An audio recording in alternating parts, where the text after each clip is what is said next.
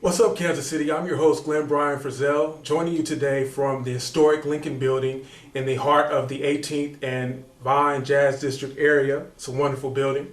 We want to welcome our special guest today, Mr. John Wood, who is the current Director of Neighborhood Housing Services Department. Previously, he served as Assistant City Manager for Neighborhoods.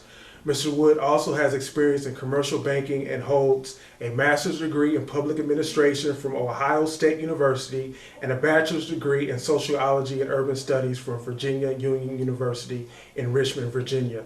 Go Panthers! Welcome to the show, Mr. Wood. How are you? Thank you. Thanks for having me. I would like to get started by talking about the subject of urban revitalization. On Monday of this week, Mr. Wood, you were quoted in a Kansas City article, "City Urges Banks to Help Fight Blight."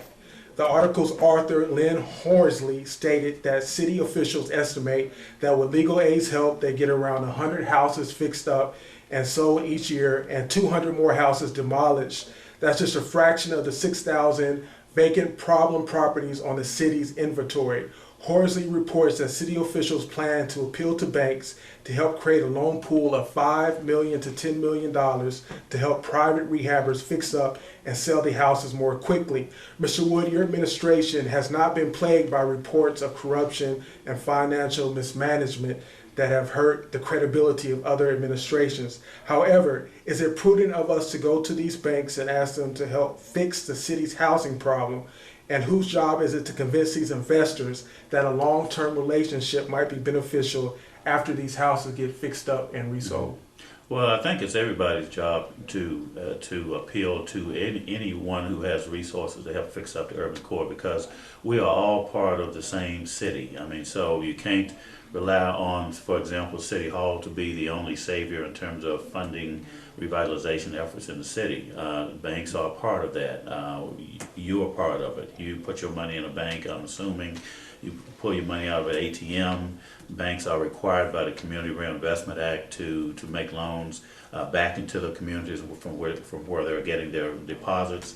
Kansas City is one of those cities. If you look around the urban core, I mean, just almost any place in Kansas City these days, you can see there's a need, particularly in the urban core in the 3rd and 5th councilmatic districts. You have tremendous, vast amount of land that is vacant, or either has weeds on it or have vacant abandoned structures on them. Each building, each piece of land, each lot adds to the disinvestment of a community, and in fact, the city loses money on vacant properties, on abandoned properties. Money is not coming into the city treasury. We have to put money out in order to cover some of the costs of weed removal and those kinds of things. So we're actually losing money, and I think as a result of that, the entire city suffers. So it's everybody's job to pitch in. And so the article that you're referring to came about because the Kansas City Star wanted to have an interview about that, and that was a result of a previous meeting that we had with the City Council at its last Thursday's business session, in which we talked about the vacant property and abandoned building problem we have in the city. And one of the questions had to do with, well, who should be funding this, and what's the role of banks. And banks, as I said, play our partner, should be a partner in trying to fix the problem. I understand that my personal bank, Bank of America, jump-started this philanthropic effort by donating 75 houses to the city, along with up to $875,000 to rehabilitate or demolish those structures. Mm-hmm. Well, they're still actually donating. I believe we've received about 39 or 40 of the 75 donations that we had allocated through a memorandum of agreement with Bank of America. That memorandum of agreement was actually forged about almost 2 years ago, a year and a half ago, February of 2010, I believe. No, 2011. In which we basically indicated that we needed their partnership because they were one of the banks that had a number of properties that were foreclosed upon.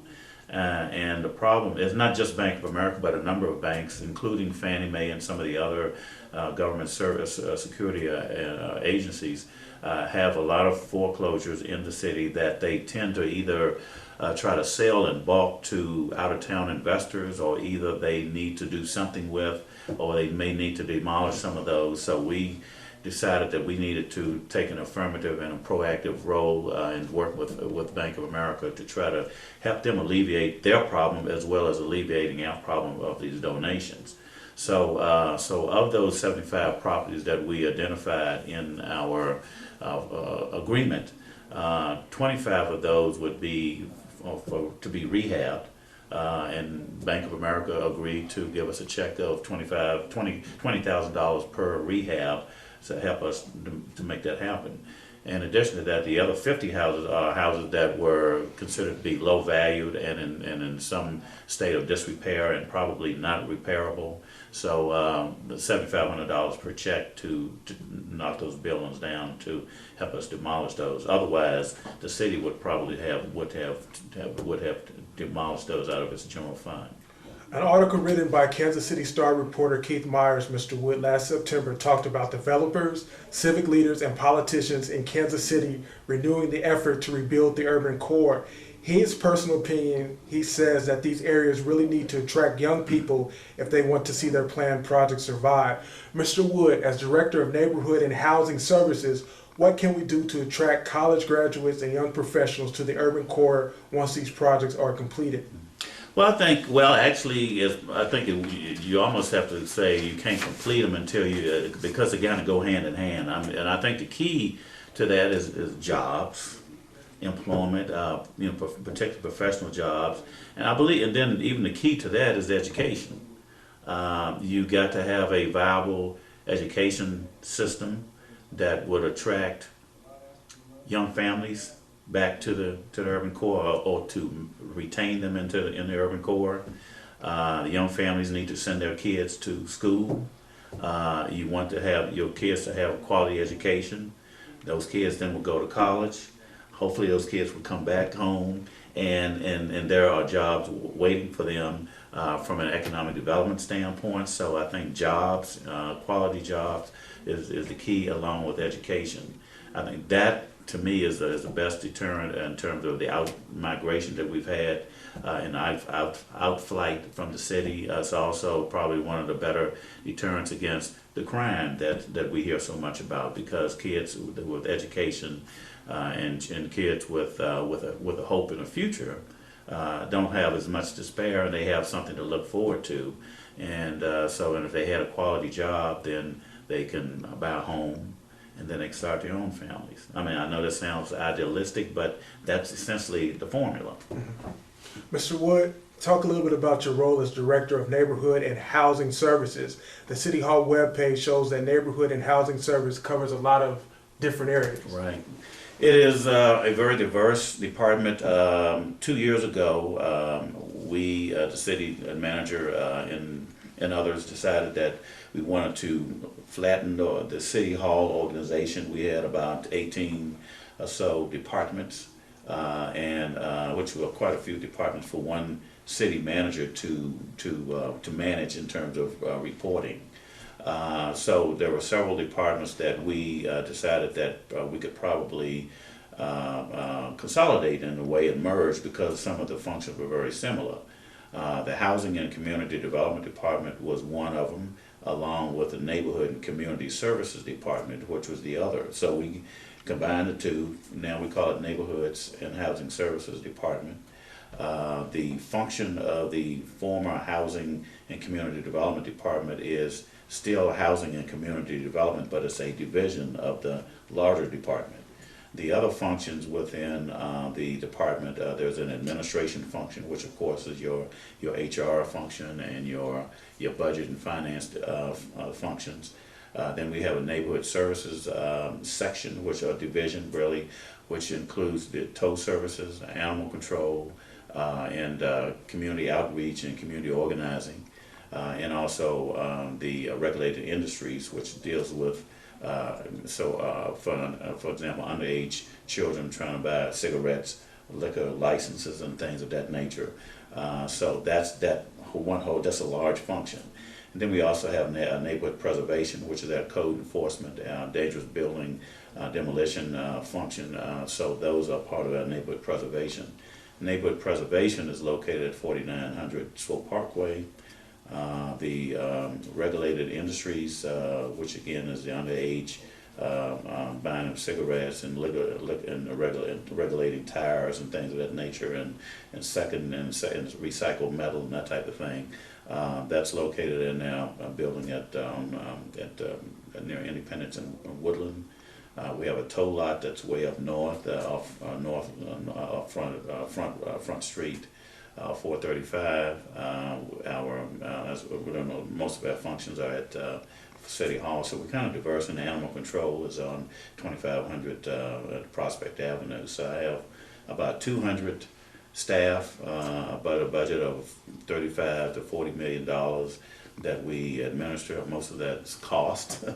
We have the Housing and Community Development Division is a grant function because of our HUD relationship. And then now, toll services, we try to run it as a neutral, as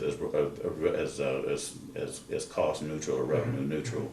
And same somewhat with our neighborhood preservation, although we tend to have more cases of code violations and dangerous building abatement than we can hope to realize from people that we have to send our bills to and hope to get a revenue back on.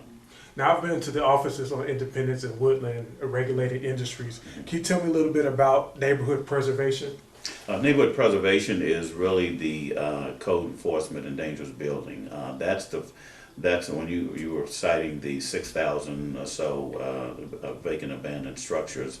That's what that function is responsible for. The code inspection team, we have close to 70 code inspectors and dangerous building inspectors. They're the ones who go out based on either complaints from the community or if we were doing this in a systematic kind of way where we would identify an area and we would just blanket that area with our code inspection people to identify code violations on structures and houses and as well as vacant lots. That's the team that will go out and identify where the problems are, and will follow up with the property owners, identify who owns the properties, and then follow up to ensure that if we have to do the abatement through City Hall, then we send out the notices in the proper time to notify the owner that, hey, either you take care of this in a certain amount of time, or either we will take care of it and then we're going to bill you for it. And that's essentially what that group does. Same thing with dangerous buildings. A lot of dangerous buildings are privately owned. They may have been in a burn situation or just allowed to dilapidate over years of neglect, and eventually we have to knock them down. The average cost of a house, of a structure to knock down is about $7,500 to $8,000. And you can rest assured that if we have to knock down 200 or so a year, and if we have trouble getting reimbursed for that, you can see what the budget's going to be. You're looking at a $1.5 to $2 million budget per year just to knock down buildings that we may or may not get reimbursed for. Mr. Wood, your department webpage lists 12 target areas for a consolidated action plan. Tell our What's Up Kansas City viewers what a neighborhood service target area is and what exactly is an action plan. Well, the strategic target areas you're speaking of, first of all, you can go to our website, kcmo.org, and click on, when you get there, you click on the departments, and then you see the departments listed. You'll see neighborhoods and community services, housing services, and you click on that, and then at the bottom of that page that you'll see 12 strategic target areas. So those areas were identified as part of our 5-year consolidated plan for the HUD funding we received a year and a half ago. So we're now in our second year of addressing those strategic target areas. So essentially what those areas are is, I would say, on an average of 6 to 8 blocks that we want to concentrate our resources in for a period of 1 to 2 to 3 to 4 or 5 years, whatever it takes to totally turn that area around. So every parcel, every piece of property within that target area will be touched one way or the other. Either we'll knock on the door, and if somebody needs some help in terms of rehab, then we'll provide rehab services. If there's a vacant lot and the weeds need to be cut, we'll cut the weeds. and then we'll try to find a way to either turn that vacant lot into a infill new construction or to a green space that's useful to the community. So essentially, it's basically putting the resources and concentrating resources for a strategic period of time to turn that area around. Concentrated resources. Mr. Wood, what does Department of Neighborhood and Housing Service do to promote crime prevention? Well, we as part of our community neighborhood services, our outreach, we have a basic what we call a justice assist a Department of Justice a grant that does pay for one staff person to work with the police on community organizing, block watching, and also we just recently got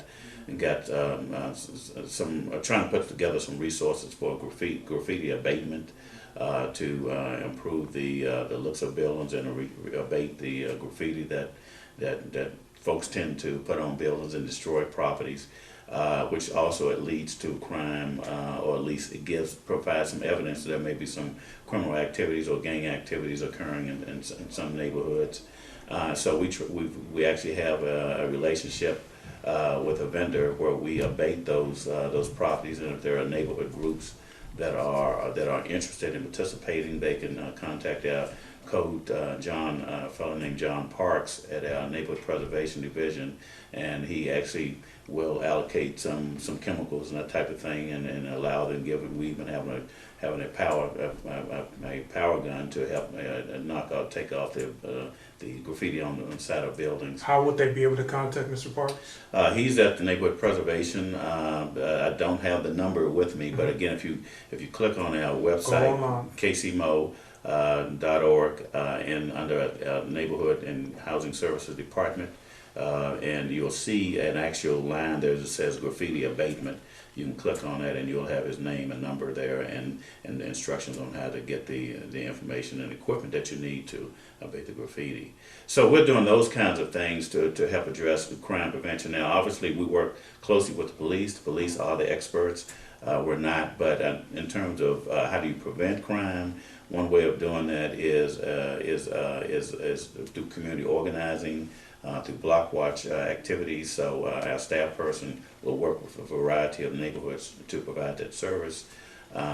Police will come out. They'll also provide services. There's also the crime prevention through environmental, which I think is SEPTED, which they will work with vendors and with small businesses in various commercial strips and corridors to improve the exterior of their buildings to eliminate any potential places where a person who wishes to do some property harm or either break in, you can alleviate some of those bushes and those kinds of things, or you can brighten your building with certain kinds of paint, certain types of lighting, so the police will come out and advise the business owner and merchant on how they can improve their property from that standpoint. So we have about 5 minutes left. I mentioned earlier that you earned your bachelor's degree from Virginia University, which I should mention is a historically black college and university founded in 1865. Are you from Virginia? Originally from Charlottesville, Virginia, born and raised and bred in Virginia. Charlottesville, Virginia. I hear they have an excellent college there. Can you tell us a little bit about your childhood education and what brought you to Kansas City, Missouri? Childhood, of course, mother and a father. I had 5 other brothers and sisters. I'm number 2 in the family, and grew up in Charlottesville area. Went to Virginia Union. Went to high school there in Albemarle County. Went to my first desegregated school in 1967 when I went through Virginia was a hotbed, one of the hotbeds of segregation, and so I'm old enough to have seen and been a victim, and to some extent of the segregation and the separate but equal facilities of Virginia, which was part of the Old South. In '67, we went to our first integrated. I went to my first integrated school, and have been, and from there, graduated from high school in Albemarle County, Charlottesville. Went to Virginia Union, got my degree, as you indicated, in Richmond, Virginia. went to the Ohio State University in Columbus, Ohio, and got my degree in public administration. And 2 years later, I ended up coming to Kansas City in '77 and worked for a gentleman who hired me, James Atherite, who was a former assistant city manager and also director of Office of Housing and Community Development. And so 36 years later, I'm doing what he was doing. My principal received her degree. Principal in Prince George County, Maryland, received her degree from Ohio State. We're glad that you are here in Kansas City and you're able to work with the neighborhood department. In May of 2002, Mr. Wood, City Hall budget cuts looked to consolidate your department. At that time, you took over as the Director of Neighborhood and Housing Services. What challenges have you faced as Director of this new City Service Department during, say, the last year and a half? Okay, actually, I think it was May of 2012 was when we actually consolidated. But I think the challenges was really there's sort of the internal challenge of when you're merging people together for the first time in a department and getting people to agree and to go along with the changes. I mean, even though I was director and assistant city manager and director of the department, and still am, it takes a while for people to get used to their to a new work environment, a new arrangement, and so that was really a part of the challenge. But that hasn't been that difficult. I mean, after time, people will buy into it, but you have to have a vision and some direction and be fairly directive sometime in terms of what the vision is going to be, and then have people to buy into it. So and so getting people to accept that has been interesting, but we're starting to work, and I think it's taken a while to get there, but we're making it, and we also are got a lot of things going on in the urban core, more construction, more development than we've ever had in the last 3 years, more development going on than we've probably had in the last. Can't remember the last time we've had this much development going on. Well, Mr. Woods, is there anything that you would like to share with our viewers that we haven't mentioned? Are there any future projects that you're perhaps looking forward to? Well, right now we have over $120 million worth of projects going on right now, construction development going on. We have the what we call the former Holy Temple home, the St. Michael's Veterans Homeless project going on at Emmanuel Cleaver Boulevard and Leeds Traffic Way. We have of course, the East Patrol project at 27th and Prospect going on. We have the Beacon Hill project, which is a variety of different projects that are being developed and as we speak. We have plans for 39th and Jackson, the old Seven Oaks apartments, where we have a developer in place that we're trying to get that big vacant lot with some new housing. We have 27th and Prospect also work with Reverend Miles Morningstar Church with he's building a neighborhood family center there. We have funding in place, and we expect to start that project early part of next year. So we have a lot of things I'm excited about that are going on, and I think for people who feel that we're not doing enough on the east side of town, you just kind of look around and there's more to come. We'll put Linwood Shopping Center as a possibility. We've got some good things going on there. Down here at 18th and Vine, we were part of the 18th and Highland Avenue apartment projects that Jazz District Redevelopment Corporation was involved with. We're looking at attic schools to get that revitalized and redeveloped. We keep our fingers crossed on that one, but yeah, we got a lot of things going on. Manheim Park, Green Impact Zone, we got projects going on there as well. Sounds like enough to keep you and our viewers busy. Again, if you want to get involved or you want to learn more about neighborhood and housing services, check us out online at www.kcmo.org and click on departments. Click on the department. And then you'll see Neighborhood and Housing Services Department. Click on it and you'll see everything you need to see. Well, Mr. Wood, we'd like to thank you for coming out, and we'd like to invite you to come back again when you have some more things to share with us. Sure. What's up, Kansas City? I'm your host, Glenn Brian Frizzell, thanking you for being a part of our interview today. Also, check out more video online at www.whatsupkansascity.net. And remember, the sky is the limit. Whatever you're doing, think big, dream big, shoot for the moon. If you miss, at the very least, you'll land among the stars. Until next time, God bless. CMG wants you to always remember, the victory we call success goes to the best prepared. When you invest in your community, you're really just investing in yourself. Thanks.